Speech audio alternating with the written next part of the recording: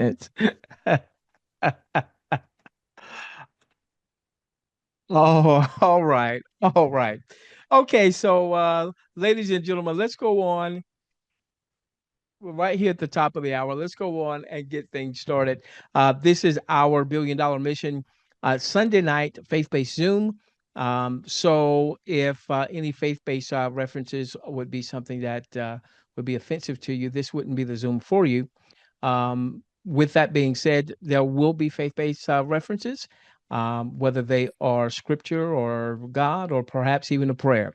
I want to introduce to you, ladies and gentlemen, John Austin. He is the developer, the lead developer of our $1 billion mission. And folks, I'm going to tell you, this man is he's having a major impact on my life. Um, and so I'll just leave it at that. I'll probably share a little bit more about some of the impact that he is having on my life and the lives of others. But I want to give it over to John first and foremost, for John to share whatever has been laid on his heart to share with all of us. John, is yours, my friend. Well, thank you, Professor. And I just want to welcome each of you and thank you for taking time this evening to join us on our webinar this evening. What we know is all things work for good to those who love the Lord. And those who took time to be here, I guess they're here for the right reason. And hopefully you will be blessed for your time of being here. Our numbers may not be very large yet, but our $1 billion mission is already changing lives. Recently we received a secret script that is sold for as much as $5,000. Thousands of people around the world have used this script to become millionaires and billionaires. And last week we played a video showing a number of these testimonials. Well, some very big names have endorsed this script without any monetary gain from doing so, which should tell us that we need to spend some time proving it for ourselves. Now, this script is now changing lives among our members who are currently using it, and we're giving this script away for free. We've created a personalized landing page for each of you, which is now available in 6 languages. Maybe, Professor, if you would pull up login, the dashboard, maybe we can kind of show some of these things in the dashboard where they're available. Anyway, so we've created a personalized landing page for each of you, which is now available in 6 languages. If you look at the top, where it says select language, right at the very top, right there, yes, click on that. So we have 6 languages here, folks, you can choose from, and we'll be adding more languages going forward because we want the whole world to hear our message. All you have to do is create a login to our dashboard to have access to the script and the landing page that will allow you to share it with others. Not only that, but our members receive 80% of the donations that come into our $1 billion mission for helping us grow our member base. And this platform can solve all of your money problems and even create generational wealth if you catch the vision of our purpose for creating this platform and you share it with enough other people. Now, the Bible gives us some wonderful promises, but these blessings are predicated upon obedience to eternal laws that are tied to these promises. We didn't always understand the laws of electricity, but once we did, we were able to tap into a power that forever changed the course of history. We didn't always understand the laws of aerodynamics, but today we can travel from one side of the world to the other in a number of hours. And I'm certain there are other laws equally as profound as these two that we've not yet discovered. Nobody really talks about the law of faith and the law of unity. There is some talk about the law of the harvest, and we're using that we use for growing the food that we eat. But how many of us use it to create wealth? Why do you think wealthy people are always giving money? Because they have discovered that money returns to them multiplied the same as the farmer receives a return on his corn and wheat, etc. Our $1 billion mission allows members to donate to worthy causes, and when they do, they tap into the law of the harvest. There was a time when I got out of the Army. I was married, had 3 young children. I took a job with Pacific Iron and Steel. I was the person out in the scrapyard cutting up metal with an acetylene torch so that it could be shipped to the smelter. My salary was about half of the next lowest person on the totem pole, but I had been reading in Malachi 3:10 and 12, which says, bring the full tithe into the storehouse so that there may be food in my house, and thus put me to the test, says the Lord of hosts. See if I will not open the windows of heaven for you and pour down for you an overflowing blessing. I will rebuke the locust for you so that it will not destroy the produce of your soil, and your vine in the field shall not be barren, says the Lord of hosts. Then all nations will count you happy, for you will be a land of delight, says the Lord of hosts. Now I decided that I was going to test the Lord, and instead of giving 1/10 of my income, I began giving 50% of my income as a tithe. And in 3 years' time, I was able to build a 7-bedroom home with 2 baths, 2 pantries, and a laundry room. And I also built a karate dojo. So we have created a platform that will not only bless those who receive donations, but it has incentives for members to tap into the law of the harvest, perhaps in a bigger way than they have ever done before. We also give you a simple and proven method for sharing this platform with others. So imagine with me for a minute a scenario where somebody invites you to watch a video that talks about a secret phrase that was removed from the Bible and kept hidden by a small group of people who used it to amass 97% of the entire world's wealth. Then at some point, someone began selling this script for $5,000 to a relatively small number of people who were already on their way to creating riches. And then let's fast forward to today, where all you have to do is create a login to our $1 billion mission dashboard and download this script for free. Now, you being an intelligent person, you decide to give it the old college try, and you begin using this script religiously day after day until you see your attitude and emotions taking on a much better outlook, and money also starts showing up easily and effortlessly. Now that you know this script has extreme value, you start sharing it with your friends, and then something else starts happening that perhaps you didn't even expect. And that is money starts showing up in your $1 billion mission dashboard. And you can withdraw part of that money, or you can use some of that money to make even more donations that will bring even a bigger harvest. This end result is win-win for everybody. Hungry orphans get fed. We don't only support orphanages, we also donate to the effort of stopping sex trafficking. And of course, many of our members are finding it easier to keep some groceries in the fridge and gas in their cars and pay their electric bills, etc. So folks, I encourage you to use the script to eliminate thoughts that are stressful and depressing, that keep your thoughts of gratitude and abundance in their place. And I have no doubt you're going to see some major changes begin to take place in your life. With that, I'll turn it over to you, Professor.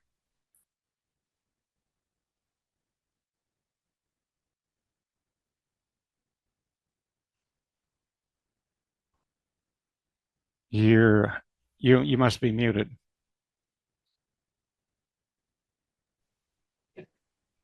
I'm flubbing things up tonight, aren't I? Well, I was just thanking you for that's going to be a great segue into what we're going to share tonight. Actually, when I say we, it's really we're going to have a guest sharer from YouTube in just a few moments.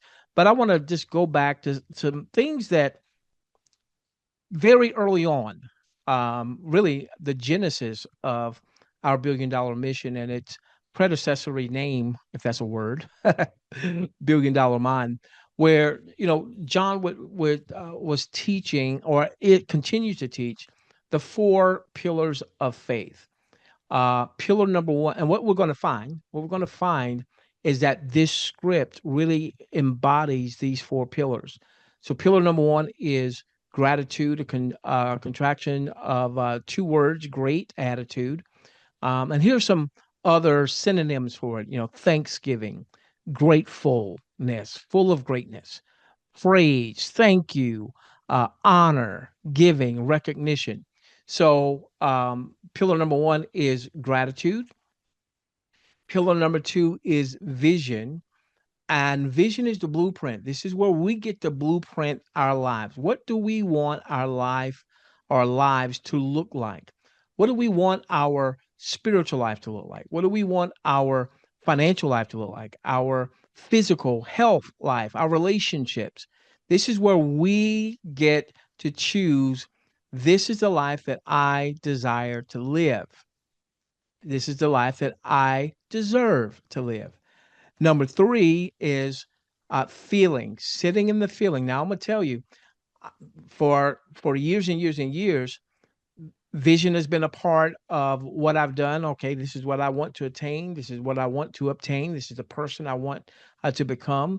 I'd like to think that I have had a grateful attitude, but I can tell you since our $1 billion mission, that increases because I'm a lot more aware of not only when I'm in gratitude, but when I'm not in gratitude, so that I can quickly get back to gratitude.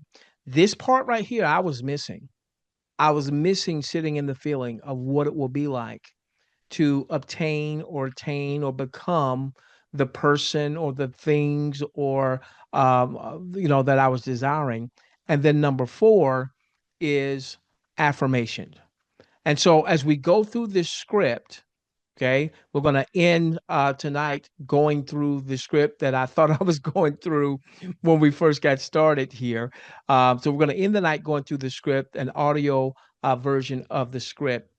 But I just want to make sure again that you know where to find this script. So give me a moment here. So if you go into your billion dollar, our $1 billion mission back office, let's bring that back up.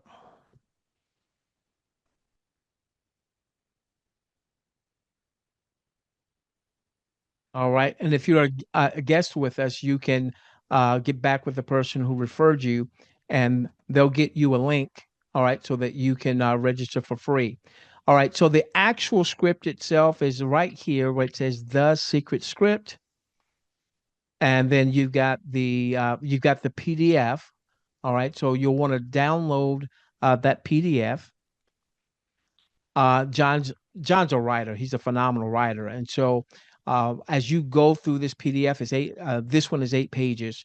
John, I don't know if you've updated this at all or not. I think came from a couple weeks ago. Okay, on It page should five. should be updated.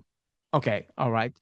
So I may have uh, um, a script that I had saved that was not was not yet updated. Okay, so you'll go and be able to get the updated script, and at least on this one that I have on page five is where you actually have the script itself. We're going to go through that script a little bit later on this evening.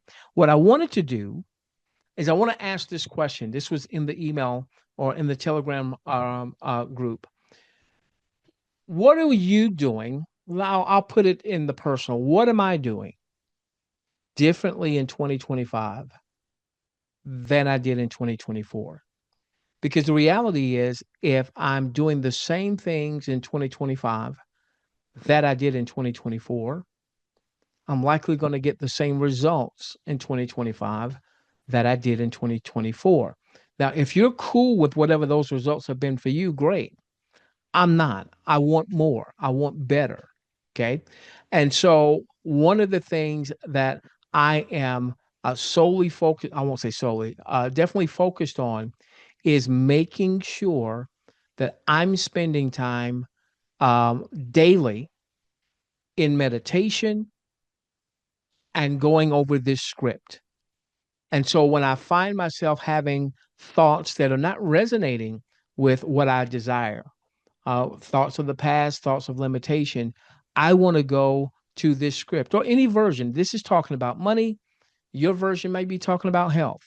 Your version may be talking about relationships. You may combine it. I am so grateful. I am so happy that money, fruitful relationships, if it's a romantic relationship or a better relationship that you may already have, if you're married or what have you, that comes to me now, or healing of whatever comes to me now easily, effortlessly, and consistently every day in every way, shalem. And as you go through the script, you'll understand the power of that word shalem. So, real quickly, the script is right here, secret script. All right.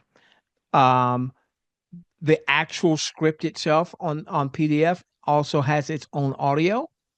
So you can actually hear that. Okay. There's also the 15-minute grateful audio. That's basically John. Nice music, by the way, John. I love that music. Um, John going through the 20-word script over and over and over again so that it really gets into your heart. Okay. So that's there. And then lastly, before we get to our guest here, down here where it says marketing tools, for those of you that want to give access to the script away as a way of building your fundraising network, you'll come down to marketing tools, landing pages, and then video that will change your life forever. And that is this video right here. Now, I'm logged in with a test account called Sue Average. So if I sent this out and someone watched all or part of this video and said, yes, I want to get access to the secret script, they would simply click the link and it would take them to my, or in your case, your actual uh, invitation page, invitation link to come into our $1 billion mission. Now, I want to go to Dr. Joe Dispenza. I spend hours each week listening to Dr. Joe or some content from him, having a major, major impact in my life. I want you to hear what he says about meditation. This is a quick, short video. Here we go. We decided to do an experiment. We took 117 people and we said, listen, we want you to stop feeling those emotions just for 3 times a day for 15 minutes. We're just going to practice feeling a different emotion. Turns out 10, 15 minutes of gratitude 2 or 3 times a day, their immune system strengthened by 50%. They made the most robust immunoglobulin, immunoglobulin A, which is the primary defense against bacteria and viruses. The body's getting a boost. There's an internal army now. And it turns out that when that occurs, a lot of pain and inflammation goes away and a lot of immune-mediated conditions, from cancer all the way to food allergies and everything in between. So we found out that your thoughts could actually make you well. Mm-hmm. We decided to do an experiment. Isn't that what the book says? It says that as a man thinks in his heart, as a woman thinks in her heart, as we think in our heart, so are we. And now what Dr. Joe Dispenza has been doing with his work, and if you have never heard of him, go YouTube him. All right. Phenomenal, phenomenal work. Now he's more on the side of science. So where John, where yours truly will talk more about more the spiritual aspects, Joe Dispenza will talk a lot more about the science aspects, but those two worlds come together. Now, here's a podcast I was watching today, and I thought, boy, this would be great to share with everyone on tonight. And so we're going to pick this up. This is a podcast.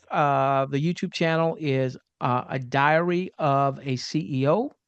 And this is Dr. Joe Dispenza. And you can see, gosh, there's been 11 million views in just a year's time with this. So let's spend a few moments here as Joe Dispenza really backs up what John Austin has been sharing with us now for months with our $1 billion mission. Enjoy this part of the podcast.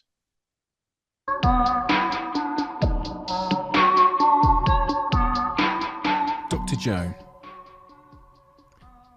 95% of who we are by the age of 35 is programmed. When I read that in your work, it kind of hit me like a ton of bricks, because I just turned 30.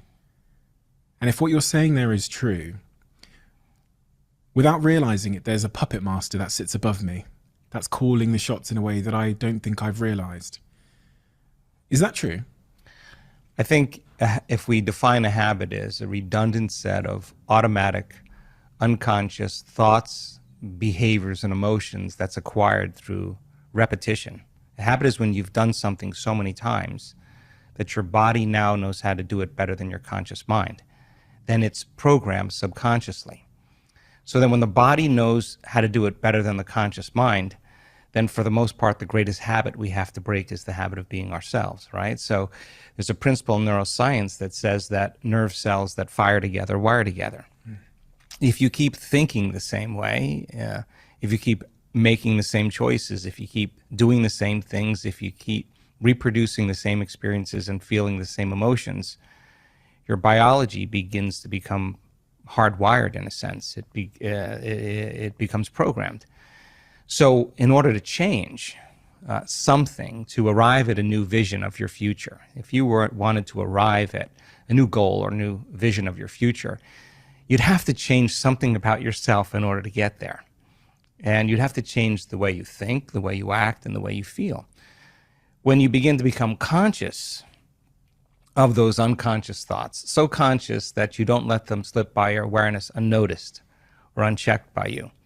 If you catch yourself speaking in a limited way, or you become conscious that you're behaving in a certain way, in a habit, and you can notice or pay attention to how you're feeling, then you're no longer the program. Now your consciousness observing the program. You're only unconscious when you're in the program. And so to change then is to become so conscious that you don't go unconscious again. And in a sense, that is consciousness that is really the puppet master that really decides who we want to be. I think the biggest problem is that people lose their free will to a set of programs. And so their body is basically programmed into a predictable future based on what they've done in the past. So to change that habituation takes an enormous amount of energy, an enormous amount of awareness.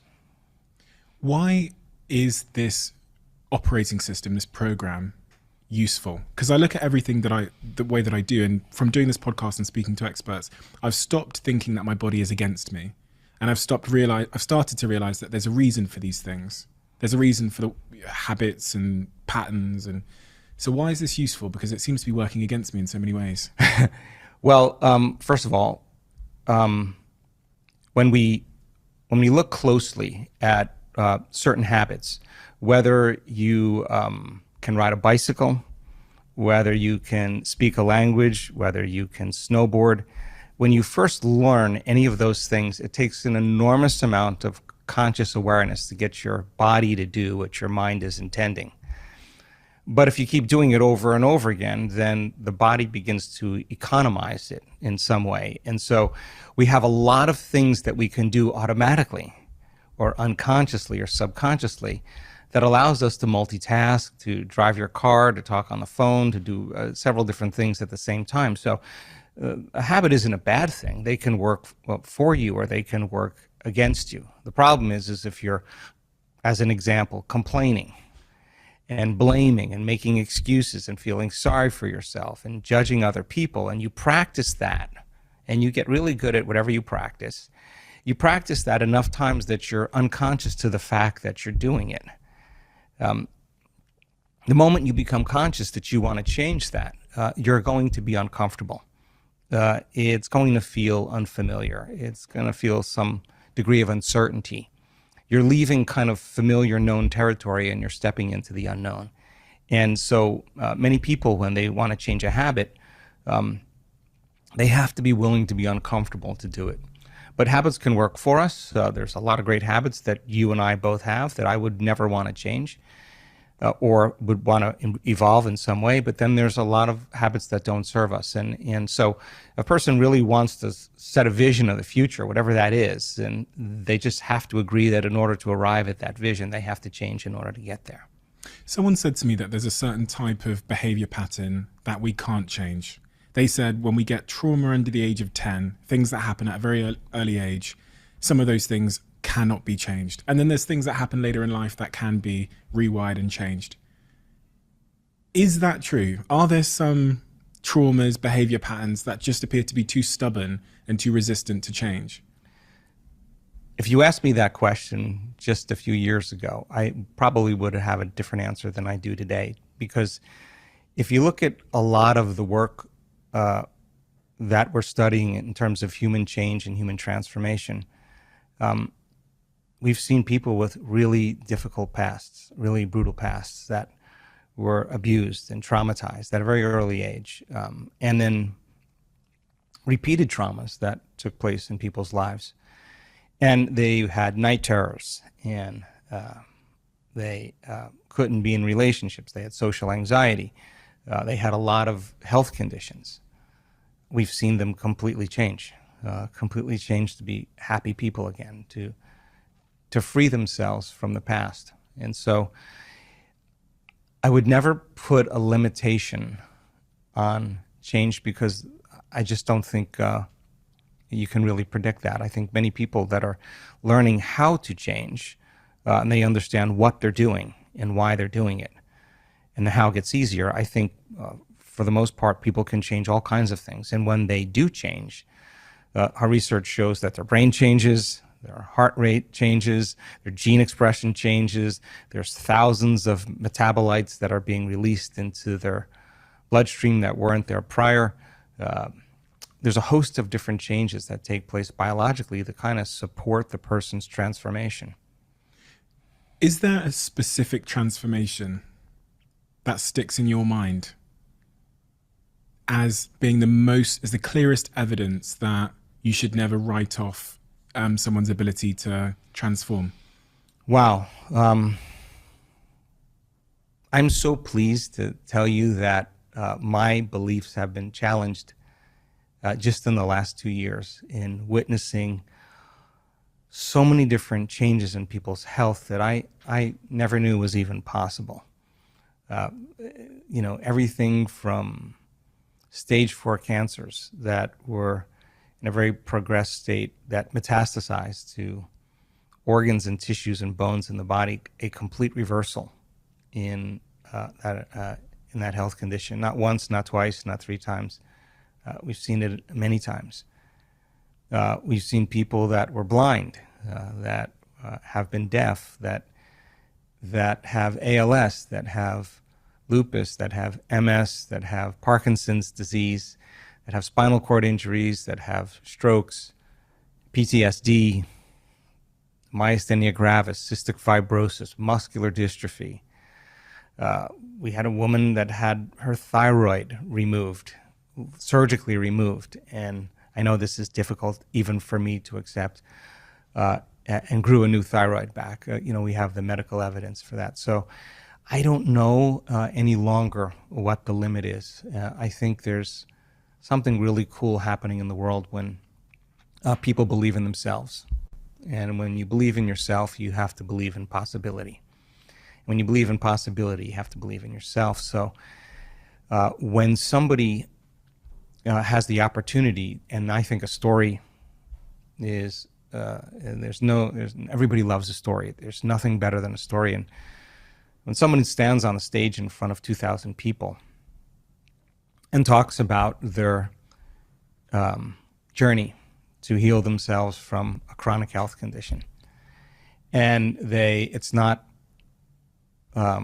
always pretty. They lose things. They lose family. They sometimes lose their careers. They get sick before they get better. And you see this person's persistence, and you see that they were not doing the work, their inward work to heal. They were doing the work to change. And if they understood, if they truly changed, that their biology should change, and they were uncompromising every day in showing up for themselves and staying conscious of their unconscious self, and then reprogramming themselves in some way. When they tell that story, it's the 4-minute mile. It's somebody breaking through a level of consciousness or unconsciousness, and the collective that's observing the example of truth. They're actually relating with that person in a way that causes them to examine possibility differently. And when you become conscious of a new possibility, a change in consciousness is a change in awareness, right? So now it's in the collective. And lo and behold, it's not uncommon. We just had this happen in our week-long event in Denver just a little over a week ago, 2 weeks ago. And we had 6 people stand up out of a wheelchair by the end of the event. Now, I wasn't expecting that, but one person that had MS in the middle of the week had a very profound experience. And a professional athlete, NFL football player, and stood up. And he stood up for the audience. And when he stood up, he said, "I thought I was going to a yoga retreat. I thought my brother was taking me to a yoga retreat. I had no idea what we were doing here." And then he said, I just never loved myself. And it was his act of change that somehow changed his health condition. He somehow upregulated genes in different ways, suppressed the genes for MS, and somehow he was more mobile. He was walking by the end of the event, and he was the magic number one. And when everybody saw that and the crowd, the audience was excited, we started seeing other people have a similar experience. Now that possibility is becoming more of a reality for people. So I never limit what could actually happen, but I can tell you that what an amazing time right now to witness people really doing the uncommon. When you recited that story, I could see the emotion in your face as you say it. And I can only imagine, with the information that you have and the beliefs you have about healing, change, transformation, the sense of urgency you must carry and the sense of like responsibility almost, I guess you must carry, knowing what's possible. Yeah, well, I do feel responsible for always keeping the information based in science and as pure as possible. I feel it's really important to do the research that we're doing. I mean, we've studied so much from a scientific standpoint, the process of change and the process of transformation and what meditation actually can do for a person in terms of their biology and some of the changes that we're seeing just in 7 days. My responsibility really is to give people my greatest understanding of the truth and numerous opportunities to experience it, nothing more. You know, there is a way to inspire people into possibility. And so we combine different models of science, whether it's quantum physics or neuroscience or neuroendocrinology or psychoneuroimmunology, the mind-body connection, epigenetics, electromagnetism. All of these sciences allow people to understand themselves better. And if knowledge is power, knowledge about yourself is self-empowerment. You can empower people to do something with it. So the more you understand what you're doing in the process of change, the more you understand why you're doing it. As I said, the how gets easier. So we now know that if you give people sound scientific information, and that is the contemporary language of mysticism, and they can learn that information, they're basically making new circuits in their brain. That's what learning is. Learning is forging new synaptic connections. But if you don't review what you learn, if you don't repeat it, it's so much easier to forget it than to remember it. So you got to repeat it over and over again. So we allow people in our workshops to then begin to turn and teach it back to somebody. They have to really explain it. If they can't explain it, it's not wired in their brain, and something's going to be left to conjecture, to superstition, to dogma, to spirituality, and that's not the result we want. We want them to use science as that model, and if they can explain that model and remind themselves what they've learned, reproduce the same level of mind, nerve cells that fire together, wire together. So they begin to install the neurological hardware in their brain. By teaching others. Yeah, exactly. So that they are prepared for an experience. So then, if that information is installed in their brain, that philosophy, that theory, that knowledge and information, and now they can remember it and they have that model of understanding, and they understand what they're doing and why they're doing it. If we can set up the conditions in the environment and give them the proper instruction, if they can get their behaviors to match their intentions, if they can get their actions equal to their thoughts, if they can get their mind and body working together, they're going to have a new experience. Now, experience enriches circuitry in the brain. That's what experiences does. The moment those neurons begin to string into place, though, another part of the brain makes a chemical. And that chemical is called a feeling or an emotion. And the moment you feel unlimited, the moment you feel grateful, the moment you feel empowered, the moment you feel whole, now you're teaching your body chemically to understand what your mind has intellectually understood. The information is just not in the brain now. The information now is literally in the body. And now you're embodying the truth of that knowledge, of that philosophy, of that theory. So then you're teaching your body and instructing your body chemically to understand what your mind has intellectually understood. Okay, so then that information that's coming as a new experience is changing your biology in some way, and we've actually shown this. So then if you've done it once, then it means you should be able to do it again. And the idea is to be able to repeat an experience. And if you can repeat it over and over again, both neurologically and chemically, neurochemically, you can condition your mind and body to begin to work as one. And when you can do it so many times that your body now knows how to do it better than your conscious mind, it's innate in you. So I want to map out this process so that I make sure. Right, folks, I wanted to share that again. I was watching that today, and it just reminded me of what John's been sharing, what John's been teaching. And just think about the number of things that Dr. Joe just shared that we've been hearing John talk about for months now, for those of us who have been here for months. Dr. Joe Dispenza talked about feeling. He talked about gratitude. He talked about those things that we want. This is where we build out our blueprint. What do we want? Who do we want to become? What do we want to achieve? What I'm learning is if I focus on who I want to be, the person I want to become, then the person I become will attract the things that I desire. So, for instance, I'll give you a great example. Okay. When we first, when John launched the first version of our $1 billion mission, $1 billion mind, back in the summer of last year, I was not in a romantic relationship. My wife is no longer here, passed away now a little more than 40 years ago, almost 4.5 years now. Okay. And I was ready to love again. And so one of the things I would do in my time of meditation, and for me, meditation allows me to sit in the feeling. That's number three in the four pillars of faith. Allows me to sit in the feeling of what it will be like when I become the person I want to become, or when I obtain what I want to obtain. And it turns out that really for the last couple of years, again, widower, there's nobody in my bedroom but me.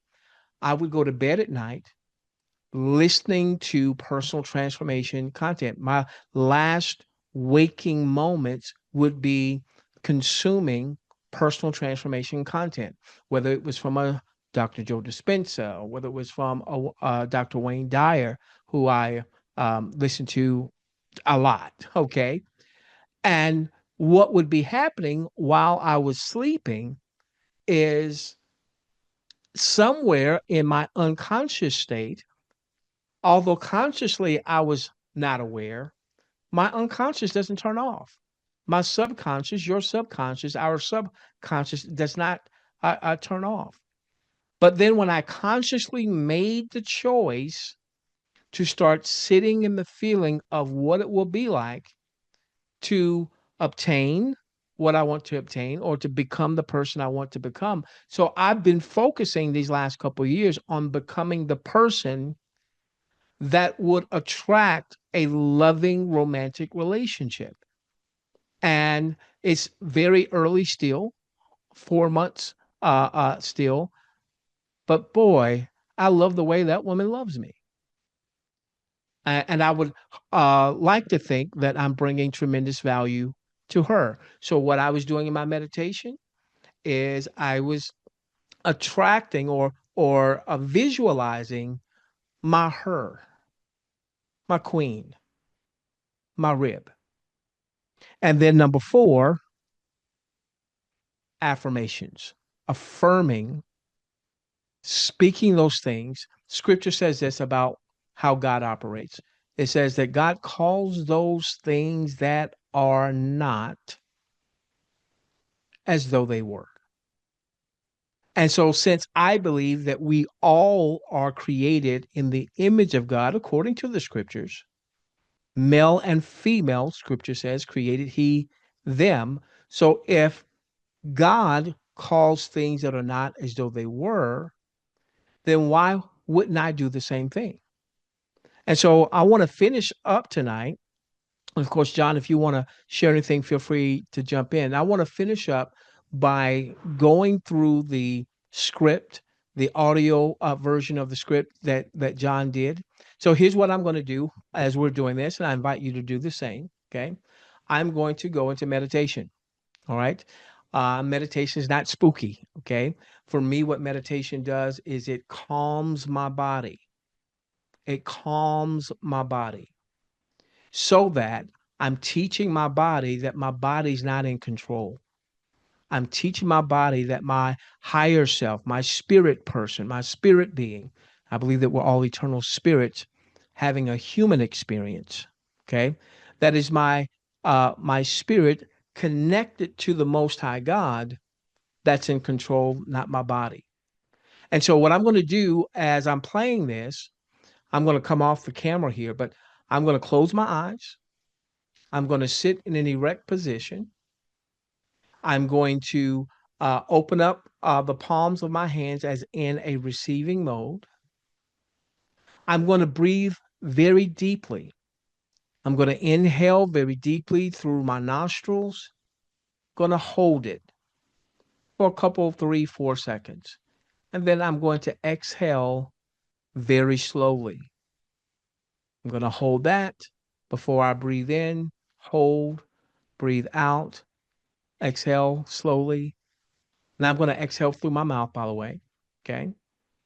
And while I'm hearing John's voice, which, by the way, for me is very soothing, while I'm hearing John's voice go through the script, I'm going to be visualizing the person I want to become or what I want to attract.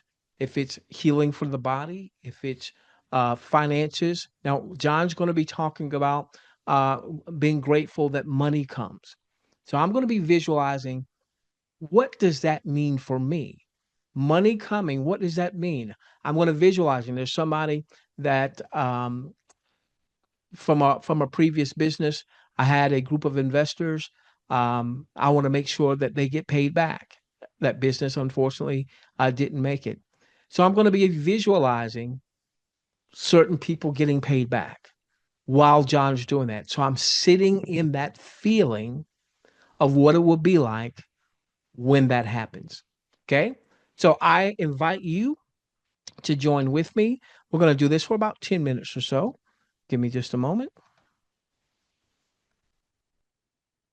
Let me pull up the audio. I will put up on screen the nice background that I had before that I thought you were all seeing, which unfortunately you were not seeing. Give me a moment, please. We will be turning this into a video as well. So we're going to have about probably three different versions of this that people will be able to choose from. Now, you may have a preference for one background music over the other, or you may want to back and forth. But it's important that we keep this kind of thing in our mind all the time. I really appreciate what you shared with Dr. Joe Dispenza. That was really powerful. You know, faith comes by hearing the word. Just listening to what he says, doesn't that make you want to do something more, do something different? Uh, and and so as we listen to this and we keep these good thoughts going through our head, what we're doing is we're pushing out negative thoughts. Mhm. And, I don't know exactly how long it takes, probably different time. Some people say 27 days, 67 days, whatever, but you can really make major changes in your habits, in your thinking, in a relatively short period of time. But it does take awareness. Go ahead. Thank you, John. All right. Now comes to me easily, effortlessly, and consistently every day and in every way. Shalem. I'm so grateful that money now comes to me easily, effortlessly, and consistently every day and in every way. Shalem. I'm so grateful that money now comes to me easily, effortlessly, and consistently every day and in every way.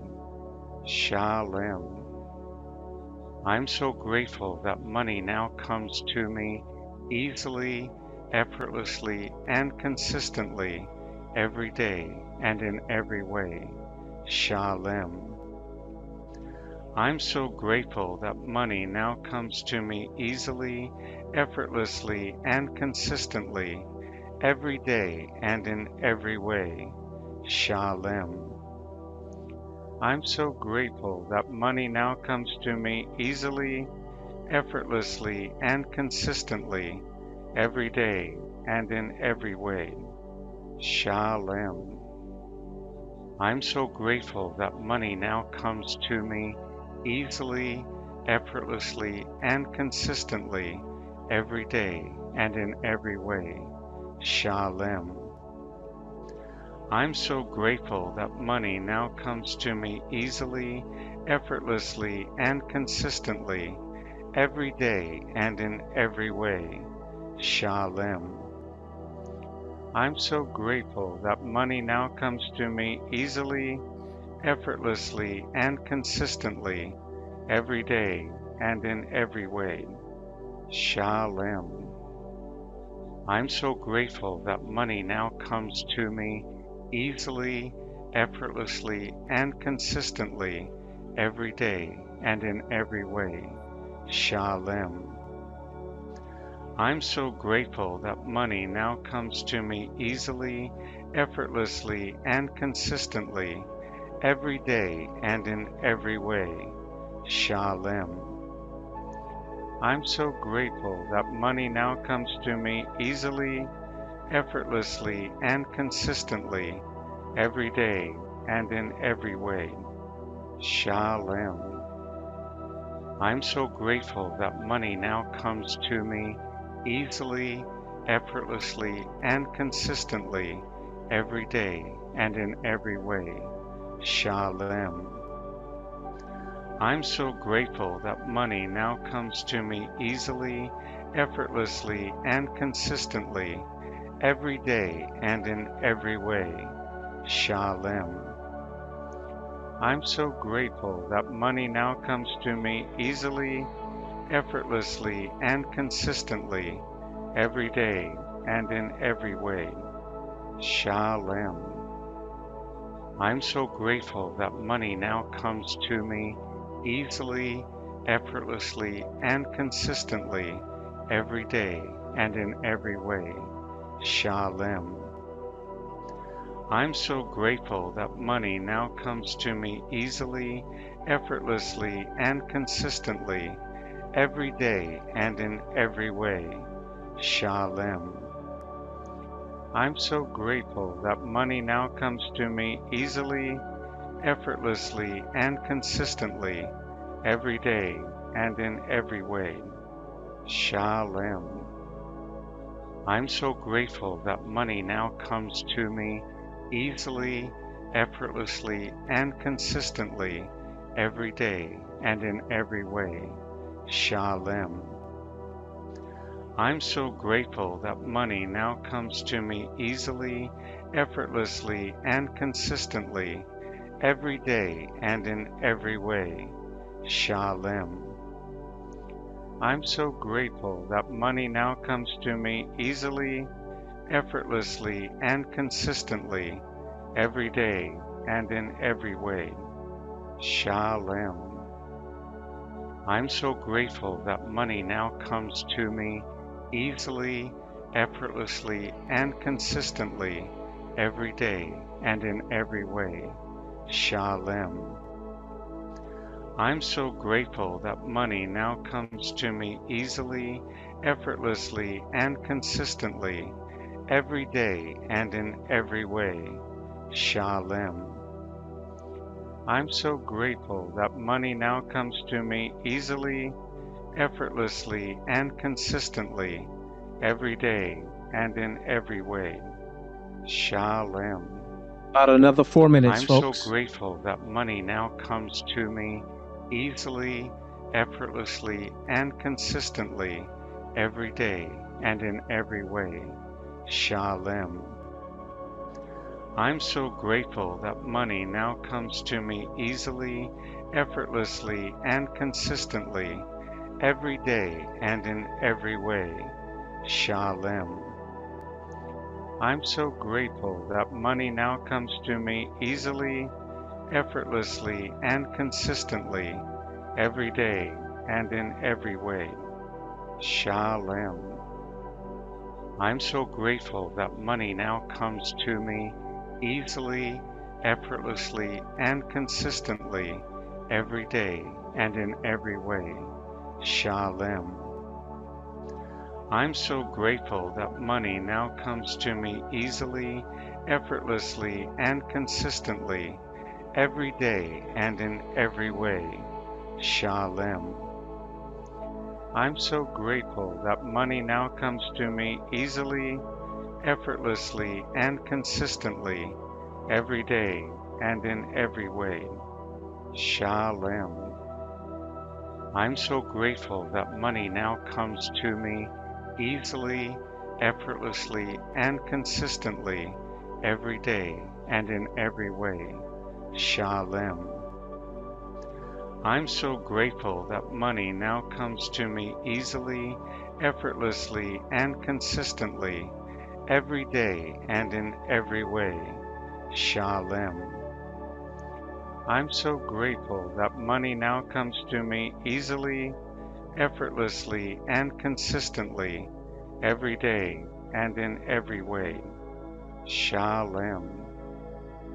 I'm so grateful that money now comes to me easily, effortlessly, and consistently, every day and in every way. Shalom. I'm so grateful that money now comes to me easily, effortlessly, and consistently, every day and in every way. Shalom. I'm so grateful that money now comes to me easily, effortlessly, and consistently, every day and in every way. Shalom. I'm so grateful that money now comes to me easily, effortlessly, and consistently, every day and in every way. Shalom. I'm so grateful that money now comes to me easily, effortlessly, and consistently, every day and in every way. Shalom. I'm so grateful that money now comes to me easily, effortlessly, and consistently, every day and in every way. Shalom. I'm so grateful that money now comes to me easily, effortlessly, and consistently, every day and in every way. Shalom.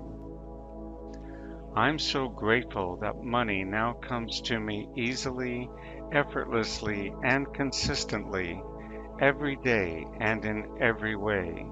Shalom.